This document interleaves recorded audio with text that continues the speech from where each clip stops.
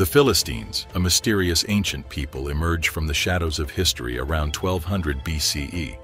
Originating from the Aegean region, they settled along the eastern Mediterranean coast. Famed adversaries of the Israelites, the Philistines' unique culture and enigmatic origins continue to captivate historians, offering a window into the ancient world.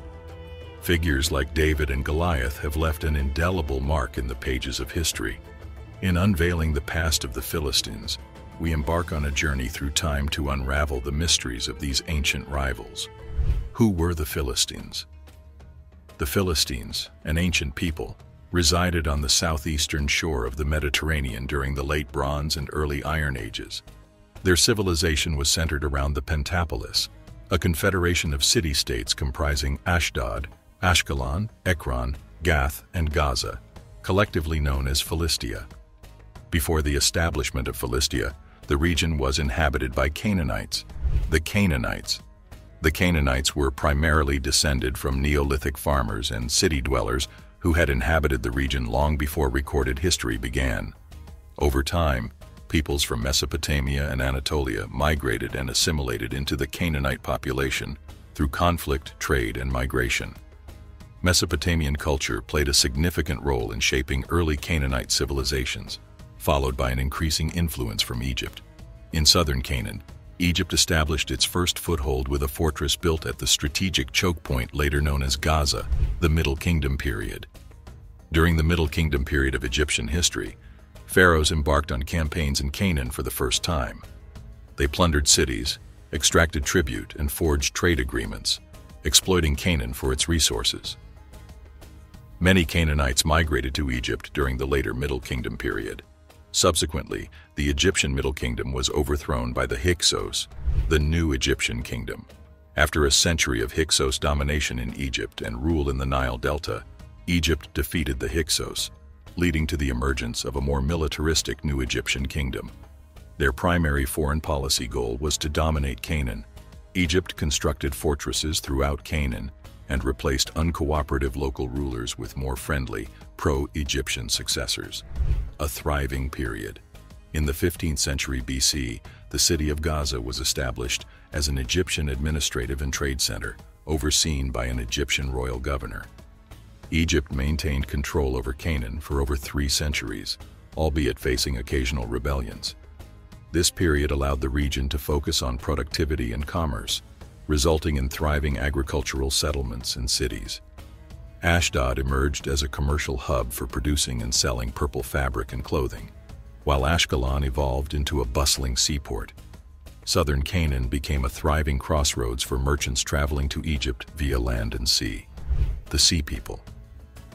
In the early 12th century BC, the international order underwent a dramatic collapse, with ancient empires reduced to ruins.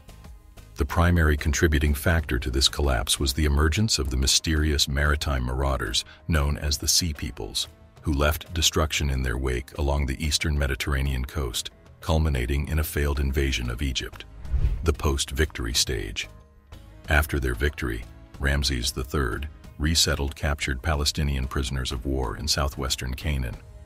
These palisades were garrisoned in fortresses under the pharaoh's banner, with the intention of guarding Egypt's northeastern border. The descendants of the palisades eventually became the Philistines.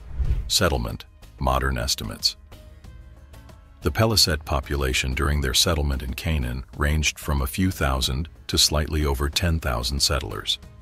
There is considerable scholarly disagreement regarding Ramses's claims of capturing and resettling hundreds of thousands. The traditional view holds that these strongholds evolved into the 5 cities of the Philistines, situated along the crucial road of Horus, vital to Egypt's military and economic success. Hypotheses. There is speculation regarding whether Egypt voluntarily resettled the palisade in such a precarious position. Some suggest that the palisade may have conquered southern Canaan shortly before or after their assault on the Nile Delta, and Egypt merely claimed it as part of their plan. However, it is unlikely that Egypt would engage in such a blatant lie. Another possibility is that a bankrupt and war-weary Egypt negotiated a truce with the surviving palisade, providing both parties with recognition and legitimacy. This made Egypt appear stronger and more stable, while the Philistines gained the prestige and legitimacy associated with being agents of the empire that had controlled Canaan for centuries.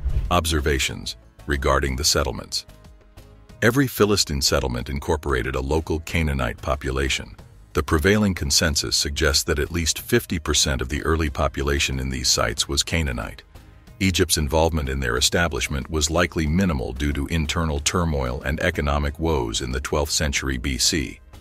Following the failed assault on Egypt, the Tajeker, another group of sea peoples, established themselves in the city of Dur, using it as a base for over a century. Tajeker. Some of the Tajeker captured by the Egyptians also seem to have been settled in what would become the Philistine cities. The Peliset, being formidable warriors, would have provided protection to Canaanite survivors of the coastal plain in return for extra manpower and local knowledge of their new homeland. Family collaboration. The Egyptian depiction of the Battle of the Delta includes ox carts with women and children, indicating the presence of at least some families among the Peliset. However, considering the turbulent times and the significant distance they traveled, it is likely that a disproportionate number of Peliset were adult males. Thus, finding wives was likely a top priority after survival, motivating them to negotiate and incorporate anyone who had unmarried daughters. The rapid amalgamation of Peliset and Canaanite cultures into a new Philistine culture is remarkable. The Aegean connection. Merchants from the Aegean had been traveling to southern Canaan for centuries. Some Canaanite survivors could communicate in the Peliset language and were familiar with their cultural customs, and vice versa. There already existed a small hybrid Aegean and Canaanite community and culture in the region, which expedited the assimilation process. Solid evidences. One of the most compelling pieces of evidence pointing to at least a partial Aegean ancestry for the Philistines is their pottery. The striking similarity between Mycenaean pottery from the Aegean and Philistine pottery in form, style, and decoration is undeniable. In addition to pottery, Philistine architecture also exhibits elements suggesting an Aegean origin. Unlike earlier Canaanite homes that cooked their food in closed ovens, Philistine homes used a centrally placed open circular hearth for cooking, mirroring Aegean cooking practices. Archaeologists have unearthed an unusually large number of pig bones. The type of pig was not native to the Levant, but was common in the Aegean. Pigs thrive at sea, requiring little maintenance and efficiently cleaning up waste on ships. The prevalence of pork in Philistine diets may be linked to their nautical origins, or the swine could have been imported. Language. Little information is available about the Philistine language. There might have been words linked to Mycenaean Greek or another Aegean language, as Philistine women, many of whom likely had Canaanite origins, taught their children to speak and worship Canaanite gods. Occupation. The Philistines were industrious people. They not only taxed trade bound for Egypt, but also produced substantial quantities of wine and olive oil for export. Ekron, once a small settlement, transformed into a major olive oil production center. Excavations have uncovered 115 large olive oil presses, producing far more olive oil than they could consume locally. Rapid development. By the early 11th century BC, Philistia stood as one of the most rapidly recovering regions in the entire Near East.